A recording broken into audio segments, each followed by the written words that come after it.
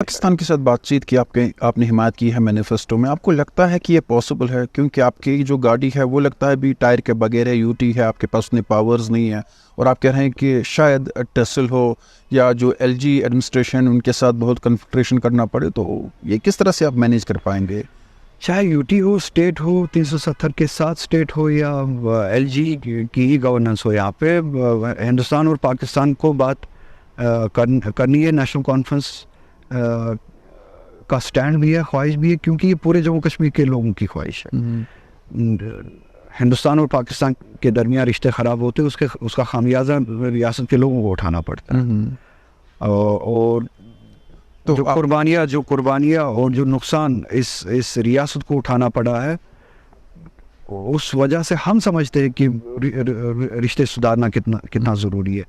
تو ریاست کے لوگ چاہتے ہیں کہ ہمیں اس مصیبت سے نجات ملے. ان مصیبت سے نجات حاصل کرنے کا ایک طریقہ یہ ہے کہ اس کے لیے ان دونوں ملکوں کے بیچ میں بات شروع ہو, اور بات اس طرح سے شروع ہو جس میں ریاست جموں کشمیر کے لوگوں کی اوپینین اور شمولیت ہو. تو کیا آپ کشمیر کو پھر کانفلکٹ یا ڈسپیوٹ سمجھتے ہیں اگر پاکستان کے ساتھ بات چیت کرنی ہے؟ یہ ایک پولیٹیکل ایشو ہے. پھر آپ نامن کلیچر میں نام جو بھی دینا چاہے, جب آپ فینس کے کس سائڈ پہ بیٹھے ہیں, کوئی کنفلکٹ کہے گا, کوئی ڈسپیوٹ کہے گا, کوئی کچھ اور کہے گا.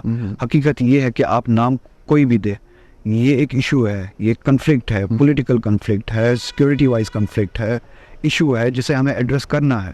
چاہے آپ فینس کے اس سائڈ پہ ہو, چاہے آپ فینس کے اس سائڈ پہ ہو, تو ایڈریس کرنا ہے. ابھی کچھ دنوں پہلے کی ہی بات ہے, کتنے سیکورٹی فورسز مارے گئے, کتنے سویلینز مارے گئے, بندوق یہاں پہ ابھی بھی چل رہی ہے, قتل و غارت کا بازار ابھی بھی ہے, کبھی کم ہوتا ہے, کبھی زیادہ ہوتا ہے.